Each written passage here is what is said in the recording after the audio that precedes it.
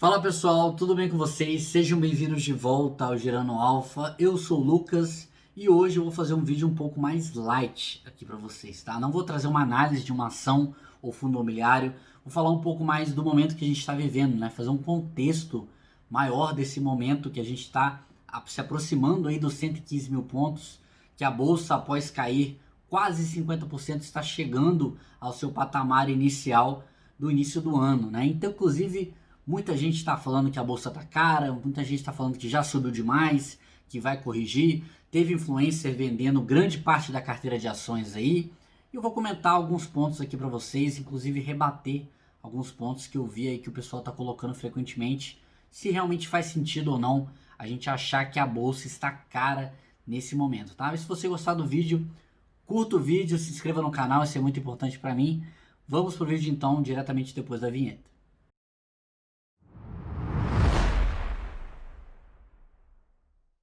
Então, pessoal, vamos lá. A primeira coisa que vocês precisam entender é que o Bovespa, ele nada mais é do que um índice, né? Pode parecer trivial o que eu estou falando, mas muita gente esquece que ele se compõe de uma cesta de ações.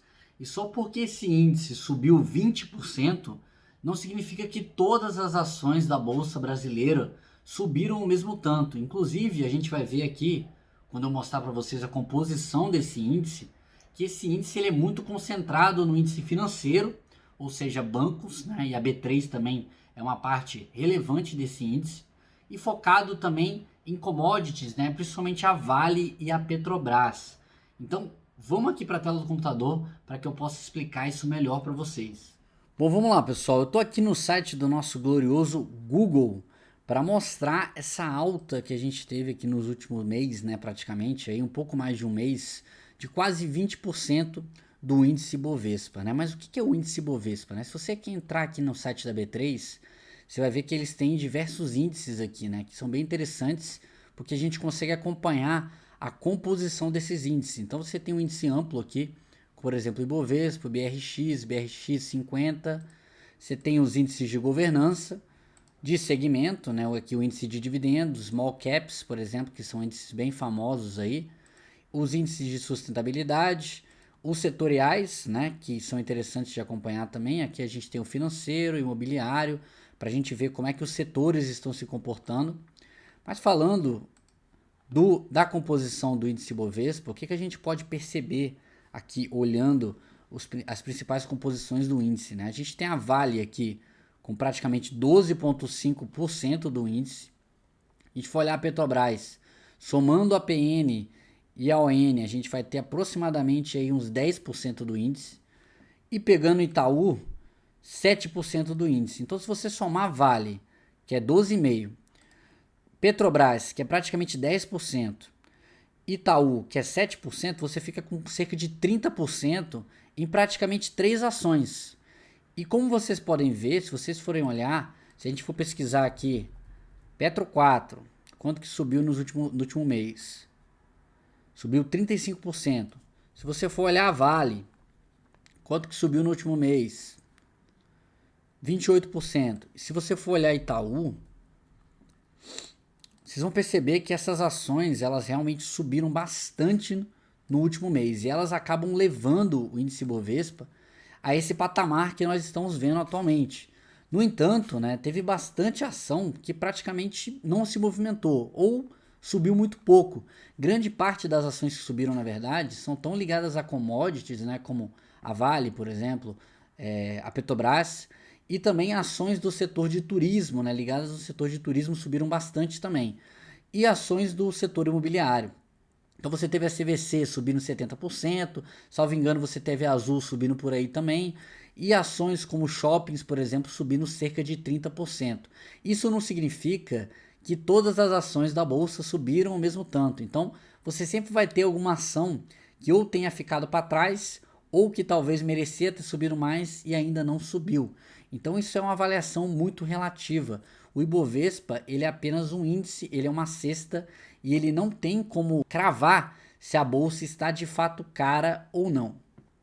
Um ponto que foi muito comentado no vídeo do Thiago, principalmente, é a questão do PL histórico, né? Ele está preocupado olhando o PL histórico do Ibovespa. Inicialmente ele fala que quer fazer um rebalanceamento de carteira, e eu acho que estratégia não se discute, não existe certo ou errado para estratégia. Então, se a sua estratégia está mandando você vender ações, você tem que vender simplesmente para se manter fiel à sua estratégia.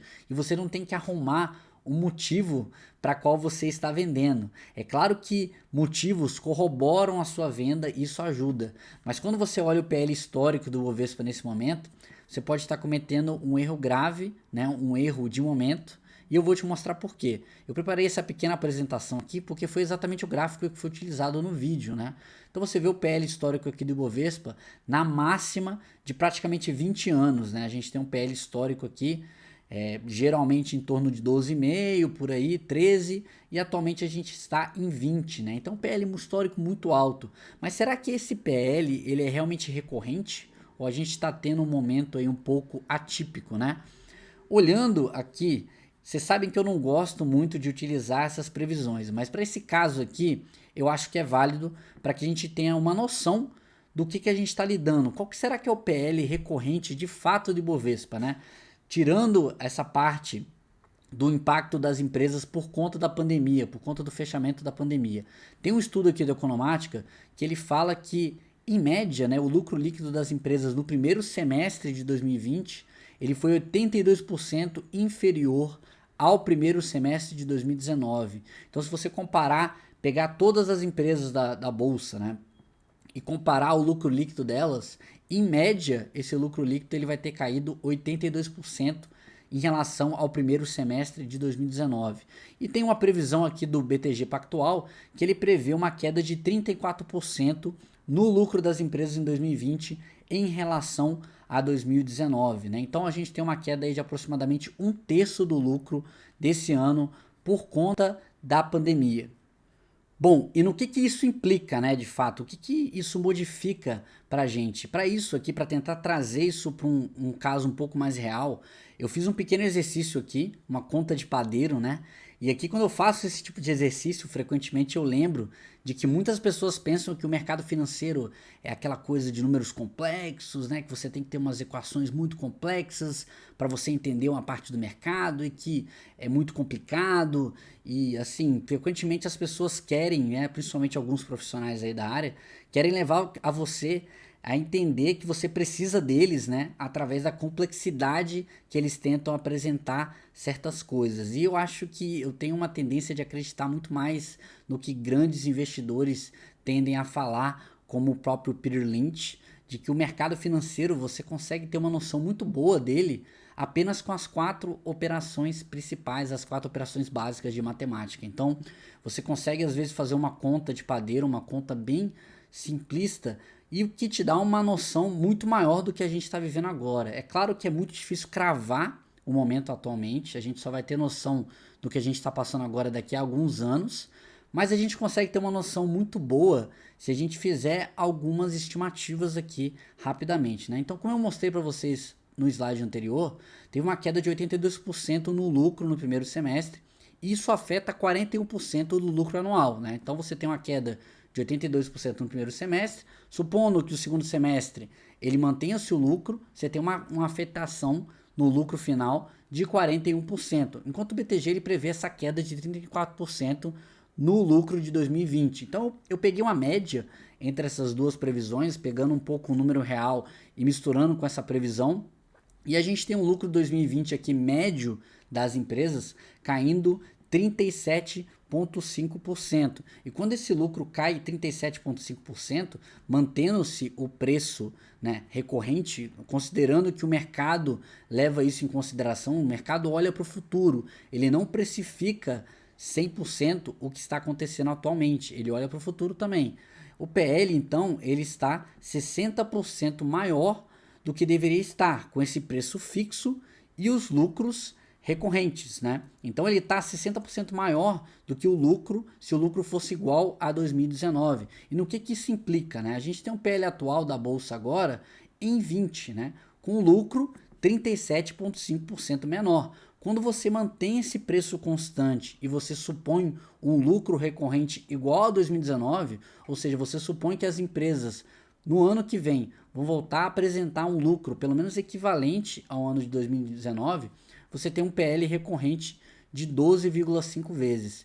E para ilustrar isso de uma forma melhor para vocês entenderem no gráfico, isso daria mais ou menos aqui nessa linha, que é exatamente uma linha intermediária. Então, quando eu falo que eu acho que a bolsa não está nem cara nem barata de forma geral, né, olhando para o índice, eu estou falando disso aqui. Eu acredito que o lucro atual das empresas ele está bem impactado pelo momento que a gente está vivendo e que não é justo você considerar isso numa análise histórica, porque tradicionalmente a gente nunca passou por isso, nem pelo menos nos últimos 20 anos a gente não passou por isso. Então, você jogar esse dado histórico distorcido no meio de uma análise histórica, você chega a uma conclusão precipitada.